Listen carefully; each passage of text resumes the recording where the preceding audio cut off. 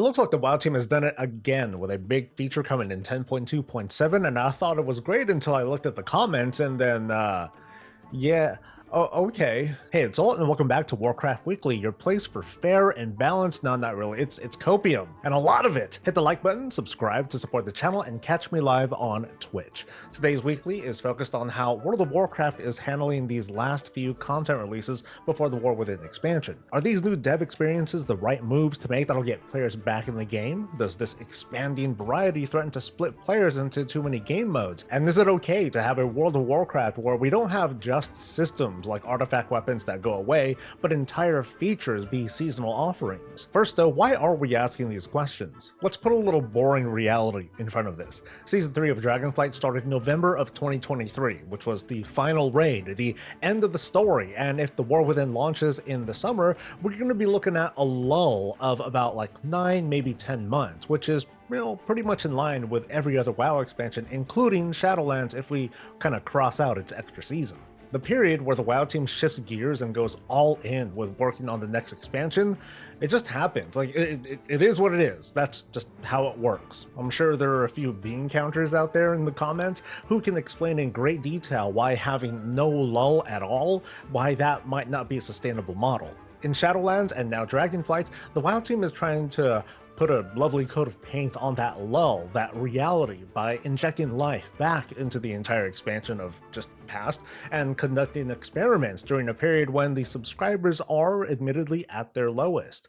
A month ago, we got Plunderstorm, a PvP favorite event. Coming in roughly a month, the Pandaria Remix, a PvE solo or group offering, and you just might hate it. But so far, I'm absolutely loving it. In fact, I'm thinking about playing it as I read this script, but I shouldn't. It's the PTR, and I'm going to be playing it again when it goes live. But anyway, let's talk about it. The WoW team announced the Pandaria Remix this week, and it's being sold as a reimagination of Mists of Pandaria, with all the questing and dungeons and raids, even patch content being part of this level 10 through level 70 experience. And it kind of plays like an arcade game. A link to my full coverage, by the way, is in the description. And again, it's one part arcade with crazy power-ups and fairly fast progression. It's one part collection bonanza with tons of cosmetics that, if you want to, can fully farm up with a single character, even if it's not the character's armor or weapon type. It's also one part leveling factory, because shortly into leveling your first character, you get this artifact cloak, and you unlock a feature where the power of this cloak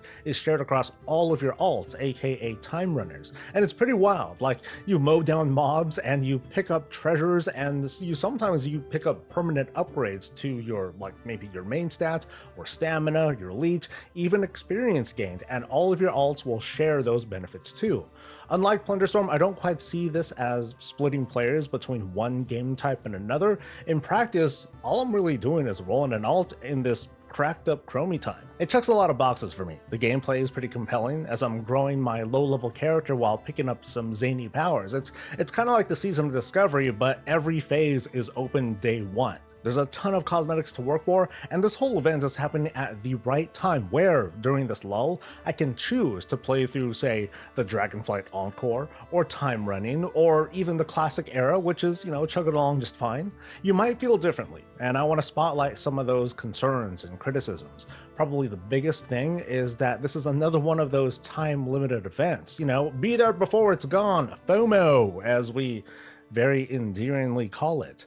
Now, I can get behind Plunderstorm only being up for a short time because players are what really makes this game mode work. That sort of participation has got to be compressed, I guess. As more and more people reach Renown 40 and they complete their goals, they're likely going to dip out. I mean, I'm one of those people.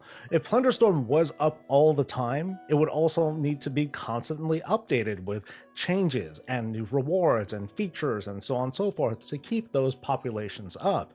Otherwise, folks would be met with like really long queues, and then people would be like, oh, this kind of sucks, and they'd stop queuing, but then the people who are trying to queue, they can't, and they would say it's okay. It would just turn out to be this really rough experience.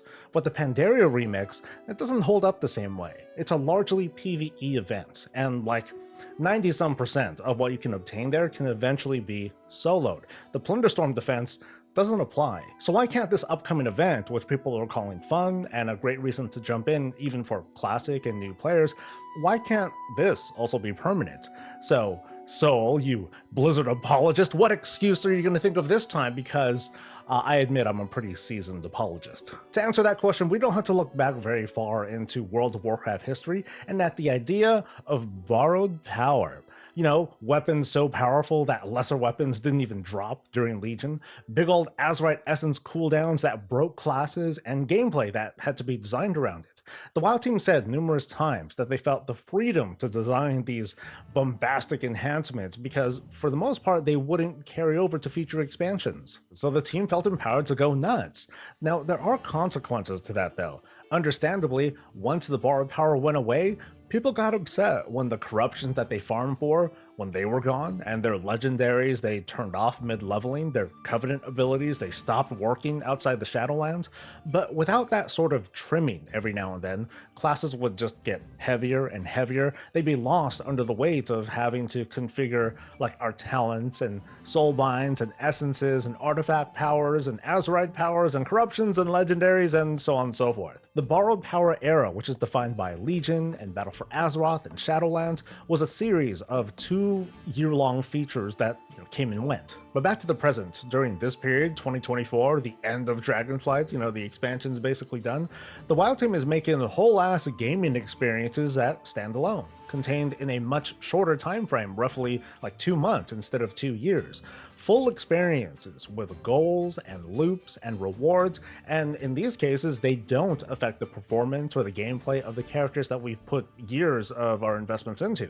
Lots of gains without that feeling of loss, of course, with the caveat that, hey, maybe you should have been there. It means the devs can go nuts, like, hey, let's just throw like a Battle Royale Fortnite kind of thing in there, boom. Or let's do supercharged alt leveling with powers and farmable stats and collections to binge on without having to worry about how this is going to translate later on into later raid and dungeon content, class balance, and so on over like 3 or 4 seasons. If the remix event was permanent, we'd see immediate changes in player behavior. Like, the remix would be the best way to level because eventually we'll have like a bajillion% experience increases. Leveling anywhere else would feel like the worst. And we'd be having different conversations like, hey, you know what, Blizz?